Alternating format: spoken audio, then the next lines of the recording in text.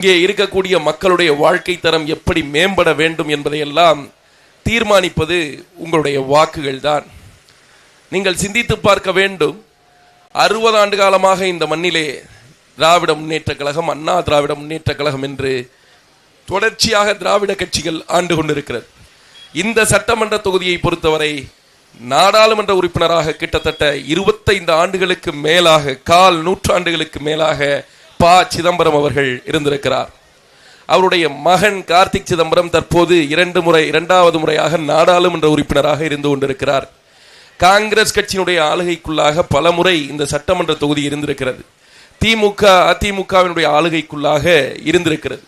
இப்படிப்பட்ட ஒரு நகரத்தில் எத்தகைய வளர்ச்சியை இந்த மக்கள் அடைந்திருக்கிறார்கள், நீங்கள் அடைந்திருக்கிறீர்கள் என்பதை சிந்தித்து பார்க்க வேண்டும். எத்தகைய வளர்ச்சி இந்த நகரத்திலே இருக்கிறது. காரைக்குடி ஒரு காலத்திலே புகழ்பெற்ற ஒரு நகரம், வரலாற்று பெருமைகள் பல கொண்ட நகரம்.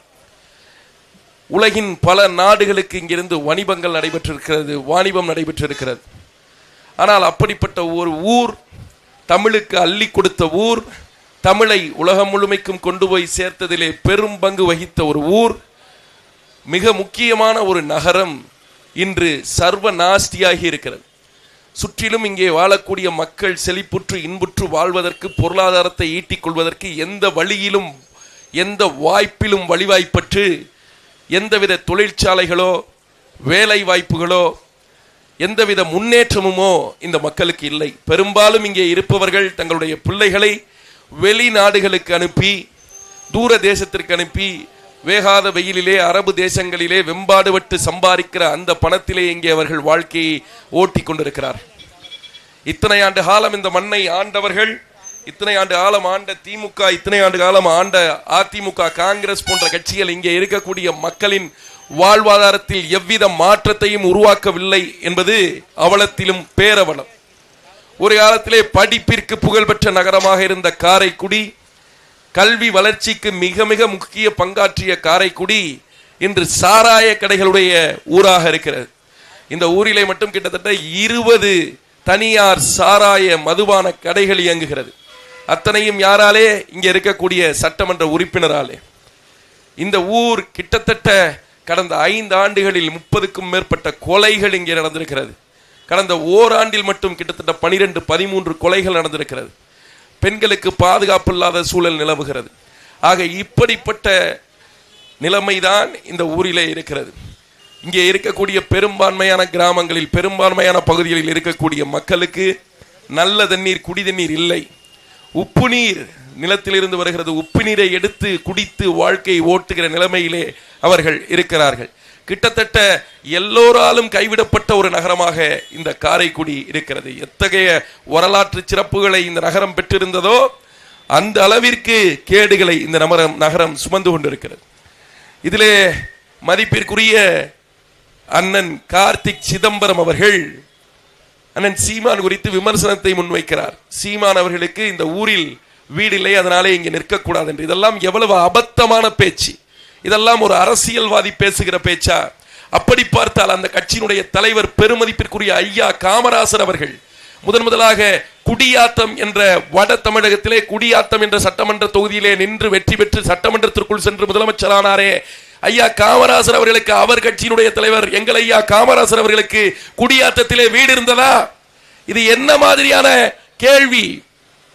இது எப்படி? நீங்கள் சிந்தித்து பாருங்கள். ஒரு தோப்பு இருக்கிறது, தோப்பு நிறைய மரம் இருக்கிறது. உள்ளூர்காரன் என்பதாலே அவன் கேடு செய்வதை இந்த மக்கள் பொறுத்து கொண்டிருக்க வேண்டுமா? உள்ளூர்காரர் என்பதாலே இந்த பகுதியினுடைய சட்டமன்ற உறுப்பினர் செய்யக்கூடிய ஊழல்களை, கேடுகளை இந்த மக்கள் பொறுத்து கொண்டிருக்க முடியுமா? உள்ளூர்காரராக இருந்து இந்த பகுதியிலே எந்த மாதிரியான நலத்திட்டங்களை உங்களுடைய சட்டமன்ற உறுப்பினர் கொண்டு வந்திருக்கிறார்? அரசு மக்களுக்கு பூங்கா அமைப்பதற்கு, நகர அழகுக்கு பூங்கா அமைப்பதற்கு நிதி ஒதுக்கினால் அந்த நிதியை தன்னுடைய சொந்தக்காரர்கள் பினாமில் பேரிலே அந்த நிலத்தை எழுதியவர் இந்த சட்டமன்ற உறுப்பினர். மறுத்து பேச வேண்டும். இந்த கார்த்திக் சிதம்பரம் இருக்கிறாரே, ஒரு அப்பலுக்கற்ற ஆன்மா போல தன்னை காட்டிக்கொள்ளக்கூடியவர், ஆனால் அடிப்படையில் ஒரு ஊழல்வாதி. இந்த நகரத்திலே அமைக்கப்படுகிற மிகப்பெரிய மின் விளக்குகள் இருக்கிறது, சாலை பக்கத்திலே பெரிய பெரிய மின் விளக்குகள். அந்த மின் விளக்குகள், ஒவ்வொரு மின் விளக்குக்கும் 1 லட்சம் ரூபாய்க்கு 30,000 ரூபாய் கமிஷன் வாங்கியவர் இந்த கார்த்திக் சிதம்பரம். இல்லை என்று மறுத்து பேச சொல்லுங்கள் காங்கிரஸ்காரர்களை, இல்லை என்று சொல்லுங்கள். ஒரு சாலை இல்ல அடிப்படையில் இந்த ஊர்ல, குடிநீர் இல்ல, சரியான முறையான போக்குவரத்து ஏற்பாடுகள் இல்ல, எங்கெங்கிலும் சாராய கடைகள், இந்த நகரத்தினுடைய இளைஞர்கள் குடித்து அழிகிறார்கள். இந்த ஊர்ல வேலை இல்லாம திருப்பூருக்கும் கோயம்புத்தூருக்கும் வெளிநாட்டுக்கும் போற அளவுலதான் இந்த ஊரை இத்தனை ஆண்டு காலம் இந்த திராவிட அரசியல் கட்சிகளும் காங்கிரஸ் கட்சியும் வைத்திருக்கிறது. ஆக இதிலிருந்து ஒரு மாற்று வேண்டும், இதிலிருந்து ஒரு மாற்றம் வேண்டும். வாழ்க்கையில் மாற்றத்தை எதிர்பார்க்கிற பெருமக்களே, முன்னேற்றத்தை எதிர்பார்க்கிற பெருமக்களே, நம்முடைய வாழ்க்கை மேம்பட்டு விடாதா, நம்முடைய பிள்ளைகளுடைய வாழ்க்கை மேம்பட்டு விடாதா என்று ஒரு மாற்றத்தை எதிர்பார்த்து ஏங்கி நிற்கிற பெருமக்களே, மீண்டும் மீண்டும் ஒரே கட்சிகளுக்கு, ஒரே நபர்களுக்கு, ஒரே கொள்கைக்கு ஓட்டு போட்டுவிட்டு மாற்றம் வேண்டும் என்றால் அந்த மாற்றம் எப்படி வரும்? நீங்கள் மாறாதவரை, மக்களுடைய மனநிலை மாறாதவரை உங்களுடைய வாழ்க்கையில் மாற்றம் என்று ஒன்று வருவதற்கான வாய்ப்பு இல்லை. 60 ஆண்டு காலம் திமுக அதிமுகவை தேர்ந்தெடுத்த பெருமக்களை, இந்த தொகுதியிலே நாடாளுமன்ற தேர்தலில் கிட்டத்தட்ட 35 ஆண்டுகள் காங்கிரஸை தேர்ந்தெடுத்த பெருமக்களே, இங்கிருந்து நாடாளுமன்றத்திற்கு போனவர்கள் சாதாரண பதவியில் இருந்தவர்கள் அல்ல. இந்தியாவினுடைய நிதியமைச்சராக இருந்தவர், இந்தியாவினுடைய உள்துறை அமைச்சராக இருந்தவர், அப்படி இருந்தவர் இந்திய அரசாங்கத்தில் மிக முக்கியமான பொறுப்புகளை வகித்து மிக முக்கியமான இடத்திலே இருந்தவருடைய தொகுதிதான் இந்த தொகுதியா என்பதை நீங்கள் சிந்தித்து பார்க்க வேண்டும். பக்கத்திலே கல்லர் என்ற ஒரு ஊர் இருக்கிறதே, கல்லல் என்ற ஒரு ஊர் சுதந்திர இந்தியாவிலே 80 ஆண்டுகள் ஆயிட்டது இந்தியா சுதந்திரம் அடைந்து. இந்த 80 ஆண்டுகளில் கல்லல் என்ற ஊரில் ஒரே ஒரு பேருந்து நிலையம் கூட அந்த மக்களுக்கு இல்லை என்றால் அது எவ்வளவு தூரம் கேடுகட்ட அரசாங்கமாக ஆட்சியாக இருக்கும் என்பதை நீங்கள் சிந்தித்து பார்க்க வேண்டும். கல்லல் பகுதியில் ஒரு பேருந்து நிலையமோ ஒரு பொது கழிப்பிடமோ கிடையாது. இந்த சுற்றுவட்டார பகுதிகள் முழுவதும், சிவகங்கை முழுவதும் புறக்கணிக்கப்பட்ட பகுதி போல, வளர்ச்சியற்ற பகுதி போல மாறிக்கொண்டிருக்கிறது. ஆக இந்த நிலைமையை மாற்ற வேண்டும். எங்களுடைய அண்ணன் செந்தமிழன் சீமானவர்கள் இந்த தொகுதியிலே போட்டியிடுகிறார். உங்கள் அனைவருக்கும் தெரியும், 16 ஆண்டு காலம் கட்சி தொடங்கி நடத்தி கொண்டிருக்கிறோம். பல தேர்தல்களிலே பங்கெடுத்திருக்கிறோம். ஒவ்வொரு தேர்தலிலும் முன்னேறி வந்திருக்கிறோம். இந்திய வரலாற்றிலேயே 1.1% வாக்கு வாங்கிய ஒரு கட்சி, 4.5 லட்சம் வாக்கு வாங்கிய ஒரு கட்சி முன்னேறி வந்ததாக வரலாறு இல்லை, சரித்திரம் இல்லை. ஆனால் 1.1% இருந்து 4.5 லட்சம் வாக்குகளில் இருந்து கிட்டத்தட்ட 36 லட்சம் வாக்குகள், 2 சட்டமன்ற தேர்தல், 2 நாடாளுமன்ற தேர்தல் தொடர்ச்சியாக தனித்து நின்று எந்த கேடுகளுக்கும் இடம் கொடுக்காமல் இறுதியாக 36 லட்சம் வாக்குகளை வாங்கி இருக்கிறோம். இந்த 36 லட்சம் வாக்குகளில் ஒரு வாக்கு கூட 1 ரூபாய் காசு கொடுத்து வாங்கியதில்லை பெருமக்களே. உள்ள துணிவோடு நேர்மையோடு இந்த பிள்ளைகள் இந்த இடத்திலே பதிவு செய்வோம். இதே துணிவும் நேர்மையும் வக்கும் நெஞ்சுறுதியும் திராணியும் இருந்தால் இந்த திமுகவிலே காங்கிரஸ் கட்சியிலே போட்டியிடக்கூடிய அண்ணன் மாங்குடி அவர்களோ அல்லது அமமுகவிலே போட்டியிடக்கூடிய தேர்வோகி பாண்டி அவர்களோ வெளிப்படையாக நெஞ்சு திறந்து மக்களிடத்திலே சத்தியம் செய்யட்டும், நாங்கள் வாங்கிய வாக்குக்கு காசு கொடுக்கல, இந்த தேர்தலில் காசு கொடுத்து நான் வாக்கு வாங்க மாட்டேன் என்று சத்தியம் செய்துவிட்டு இந்த தேர்தலை சந்திக்கட்டும். செய்யலாம் அல்லது ஒன்று செய்யலாம். இந்த காரைக்குடி மக்கள் இடத்திலே, மக்கள் மன்றத்திலே ஒரு கோரிக்கையை வைக்கிறோம். வெளிப்படையாக அரசியல் நடத்துவோம்.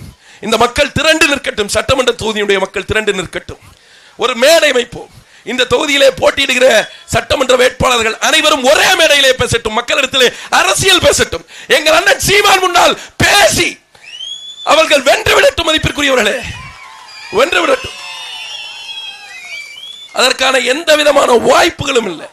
இவர்களுடைய இந்த அத்தியாயத்தை ஒழிக்க வேண்டும். நாட்டிலே 5 ஆண்டுகளுக்கு ஒரு முறை ஏன் தேர்தல் நடக்கிறது? ஏன் தேர்தல் 50 ஆண்டுகளுக்கு ஒரு முறையோ 100 ஆண்டுகளுக்கு ஒரு முறையோ நடக்க கூடாது? ஏன் 5 ஆண்டுகளுக்கு ஒரு முறை நடக்கிறது என்றால், தொடர்ச்சியாக அதிகாரம் ஒரு கட்சியிடம் போய்விடக்கூடாது, தொடர்ச்சியாக அதிகாரம் ஒரு நபரிடம் போய்விடக்கூடாது, தொடர்ச்சியாக ஒரே சித்தாந்தம் ஆளக்கூடாது. அப்படி 20 ஆண்டுகள் 30 ஆண்டுகள் 50 ஆண்டுகள் அவர்கள் ஆழ்வார்கள் என்றால் அவர்கள் கற்றுக்கொள்கிற முதல் பாடம் மக்களை ஏமாற்ற கற்றுக்கொள்வது. மக்களை மிக எளிமையாக அவர்கள் ஏமாற்றி விடுவார்கள். அவர்கள் ஏமாற்றுகிறார்கள் என்பதை மக்கள் கண்டுபிடிக்கவே முடியாத அளவிற்கு ஏமாற்றுவார்கள். அதிகாரம் குவிந்து போகும், பணம் குவிந்து போகும், ஊடக பலம் குவிந்து போகும். அசைக்க முடியாத அசுரர்களாக அவர்கள் மாறி போவார்கள். அதன் பிறகாக அவர்கள் மக்களுக்கு செய்கிற கேடை தடுத்து நிறுத்த முடியாமல் போகும் என்கிற ஒரே காரணத்தினாலே புதியவர்களுக்கும் புது தத்துவங்களுக்கும் வாய்ப்பு கொடுக்க வேண்டும் என்பதற்காகத்தான் பல கோடிக்கணக்கான ரூபாய்களை செலவு செய்து தேர்தல் ஆணையம் 5 ஆண்டுகளுக்கு ஒரு முறை தேர்தல் நடத்துகிறது. ஆனால் சிந்தித்து பாருங்கள் பெருமக்களே, எந்த நோக்கத்திற்காக தேர்தல் நடக்கிறதோ அந்த நோக்கத்திற்கு எதிராகவே தமிழக மக்கள் 60 ஆண்டு காலமாக வாக்கு செலுத்தி இருக்கிறார்கள். திமுக அதிமுக என்கிற 2 கட்சிகளை 30 ஆண்டுகள் 60 ஆண்டுகள் ஆள கொடுத்திருக்கிறார்கள் தமிழ்நாட்டை. கிட்டத்தட்ட திராவிடம் என்ற ஒரே தத்துவம் 60 ஆண்டு காலமாக தமிழ்நாட்டிலே ஆட்சி செய்கிறது, ஆண்டு கொண்டிருக்கிறது. இதை விட ஒரு நிலத்திற்கு என்ன பெரிய கேடு இருக்க முடியும் என்பதை ஓட்டு போடக்கூடிய நீங்கள் சிந்தித்து பார்க்க வேண்டும். மதிப்பிற்குரிய பெருமக்களே, வரலாறு எப்போதாவது தான் இது போன்ற வாய்ப்பை வழங்கும். ஓட்டுரிமை என்று நாம் ஏன் சொல்கிறோம்? தேர்தல் ஆணையம் உங்கள் வாக்கு உங்கள் உரிமை என்று எழுதி போட்டிருக்கிறது. ஏன் வாக்கு உரிமை என்று சொல்கிறோம்? வாக்கை ஏன் உரிமை என்று சொல்கிறோம்? இந்திய நாட்டிற்குள்ளே குடிமக்களாக இருக்கக்கூடிய நமக்கு நிறைய அடிப்படை உரிமைகள் இருக்கிறது. பேச்சுரிமை இருக்கிறது, எழுத்துரிமை இருக்கிறது, சொத்துரிமை இருக்கிறது, உடை உடுத்துகிற உரிமை இருக்கிறது, உணவு உண்கிற உரிமை இருக்கிறது. இதெல்லாம் அடிப்படையான உரிமைகள். இந்த உரிமைகளை எக்காரணம் கொண்டும் நாம் விட்டுக் கொடுக்க மாட்டோம், விட்டுக் கொடுக்க துணிந்தது இல்லை. எவனும் இந்த உரிமைகளை நம்மிடத்திலிருந்து பணம் கொடுத்தோ காசு கொடுத்தோ பறித்துக் கொள்ள முடியாது. மதிப்பிற்குரிய பெருமக்களே, நீங்கள் சிந்தித்து பார்க்க வேண்டும். உங்கள் கைகளிலே இருக்கிற இந்த வாக்குரிமை பல நாடுகளில் இருக்கக்கூடிய மக்களுக்கு மிகுந்த துன்பப்பாடுகளுக்கு பிறகு, போராட்டங்களுக்கு பிறகு, துயரங்களுக்கு பிறகு கிடைத்தது. அவ்வளவு எளிமையாக இந்த வாக்குரிமை உலகத்தில் பல நாடுகளில் மக்களுக்கு கிடைத்தது இல்லை. இன்று நாம் வியந்து பார்க்கிற அமெரிக்காவிலே, உலகின் சுப்ரீம் பவராக இருக்கிற அமெரிக்காவிலே முதலாக தேர்தலை சந்திக்கிற போது அந்த நாட்டிற்குள்ளாக பெண்களுக்கும் கருப்பின மக்களுக்கும் வாக்குரிமை கிடையாது. கிறிஸ்தவ வெள்ளையர்களுக்கு மட்டுமே வாக்குரிமை உண்டு. அந்த நாட்டிலே அமெரிக்காவிலே பெண்கள் வாக்குரிமையை பெறுவதற்காக கிட்டத்தட்ட 70 ஆண்டு காலம் போராடி இருக்கிறார்கள், நடையாய் நடந்திருக்கிறார்கள், துன்பப்பட்டிருக்கிறார்கள். நான்களும் சமமானவர்கள் ஆண்களுக்கு, எங்களுக்கும் இந்த நாட்டை ஆளப்போவது யார் என்பதை தீர்மானிக்கிற உரிமை ஏன் வேண்டும் என்று சொல்லி 70 ஆண்டு காலமாக போராடி, மதிப்பிற்குரிய பெருமக்களே, அவர்கள் இந்த நாட்டிலே ஓட்டுரிமையை அமெரிக்காவிலே வென்றெடுத்தார்கள். அந்த நாட்டிலே கருப்பின மக்கள் எங்களையும் மனிதர்களாக மதியுங்கள், வாக்குதான் சமத்துவம் என்பதாலே அந்த வாக்குரிமைக்காக போராடி பல உயிர்களை, ஆயிரக்கணக்கான உயிர்களை களத்திலே பலியாக கொடுத்து ரத்தம் சிந்தி வியர்வை சிந்தி பெற்ற உரிமை வாக்குரிமை.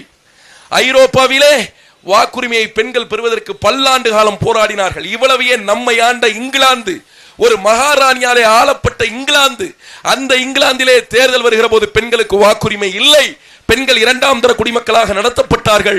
பல கட்ட போராட்டங்களுக்கு பிறகு, பல்லாண்டு போராட்டங்களுக்கு பிறகுதான் இங்கிலாந்திலே பெண்களுக்கு வாக்குரிமை கிடைத்தது.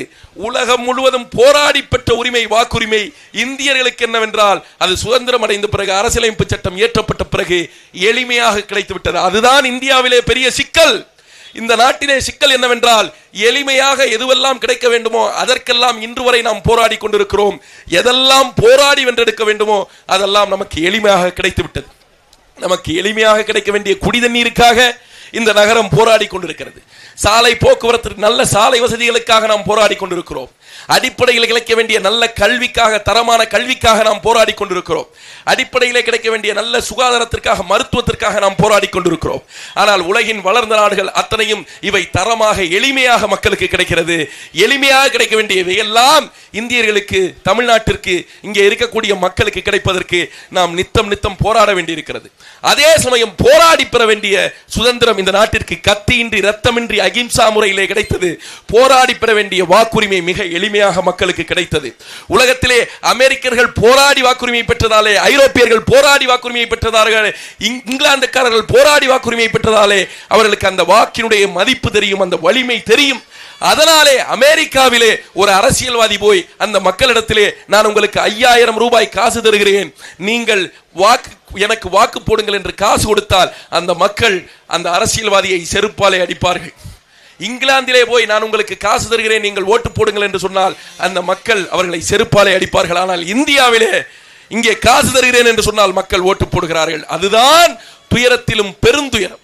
காசு வாங்கி கொண்டு ஓட்டு போடுகிற பெருமக்களே, வாக்குரிமையை காசுக்கு விற்கிற பெருமக்களே, நீங்கள் தான் இந்த நாடு கெட்டு போவதற்கு முதன்மையான காரணமாக இருக்கிறீர்கள். ஊழலே அங்கிருந்து தான் தொடங்குகிறது. காசு வாங்கி கொண்டு ஓட்டு போடுகிற நாம் நாளை அந்த அரசியல்வாதி தவறு செய்வான் என்றால் அதை தட்டி கேட்பதற்கு எந்த விதத்திலே தகுதி பெற்றவர்கள் ஆகிறோம்? ஊழல் எங்கிருந்து தொடங்குகிறது? லஞ்சம் எங்கிருந்து தொடங்குகிறது? தேர்தலிலே அரசியல்வாதி காசு கொடுப்பதில் இருந்து தொடங்குகிறது. அவன் காசு கொடுத்து அவன் ஊழல்வாதி, அவன் லஞ்சம் வாங்கக்கூடியவன். உங்களையும் லஞ்சம் வாங்கக்கூடியவர்களாக ஊழல்வாதிகளாக மாற்றுகிறார். காசுக்கு வாக்கு விற்கப்படுவதுதான் இந்த நாட்டிலே பெரிய அவலம். உங்களுடைய வாக்குகளை காசுக்கு விற்காதீர்கள் பெருமக்களே. 16 ஆண்டு காலமாக தமிழகம் முழுவதும் கட்சி போராடி வருகிறோம். தமிழகத்தின் எந்த பிரச்சனைகளிலும் நிற்காத நாள் இல்லை, நிற்காத களம் இல்லை. அனைத்து பிரச்சனைகளிலும் முன்னே நின்றிருக்கிறோம், அனைத்து பிரச்சனைகளிலும் போராடி இருக்கிறோம். தொடர்ச்சியாக பல வழக்குகளை பெற்றிருக்கிறோம். எங்கள் அண்ணன் சீமான் மீது மட்டும் 290 வழக்குகள், அத்தனையும் மக்களுக்காக போராடி பெற்ற வழக்குகள், கொள்ளையடித்து வந்த வழக்குகள் அல்ல. மற்ற அரசியல்வாதி போல கொலை செய்து கொள்ளையடித்து ஊழல் செய்து லஞ்சம் வாங்கி வந்த வழக்கல்ல, அத்தனையும் மக்களுக்காக போராடி பெற்ற வழக்குகள், போராடி பெற்ற வழக்குகள். அந்த வழக்குகள் மதிப்பிற்குரியவர்களே அண்ணன் சீமான் மீது உண்டு. இந்த தொகுதியிலே போட்டியிடக்கூடிய அண்ணன் சீமான் அவர்கள் மதிப்பிற்குரிய பெருமக்களே, மண்ணுக்காகவும் மக்களுக்காகவும் தொடர்ச்சியாக களத்திலே நின்று நாம் போராடி கொண்டிருக்கிறோம். உங்களுடைய ஒவ்வொரு வாக்கும் இனமானம் காக்கும். உங்களுடைய வாக்குகள் தமிழ் தேசிய தத்துவத்திற்கு விழுகிற வாக்குகள். ஆகையினாலே பெருமக்களே, உங்களுடைய வாக்குகளை இந்த தொகுதியிலே போட்டியிடுகிற எங்களுடைய அண்ணன், எங்கள் உயிருக்கினி அண்ணன், தமிழ் தேசிய இனத்தினுடைய தவப்புதல்வன், தமிழ் தேசிய இனத்தினுடைய ஒற்றை நம்பிக்கை எங்கள் அண்ணன் செந்தமிழன் சீமான் அவர்களுக்கு ஏர்கலப்பை விவசாயி சின்னத்திலே உங்களுடைய வாக்குகளை செலுத்துங்கள். தமிழக அரசியலில் ஒரு புதிய வரலாறு பிறக்கட்டும். திராவிடத்திற்கு எதிராக தமிழ் தேசியம் என்கிற தத்துவம் தலைமை ஏறட்டும். தமிழ் தாய் வாழ்க, தலைவர் பிரபாகரன் வாழ்க.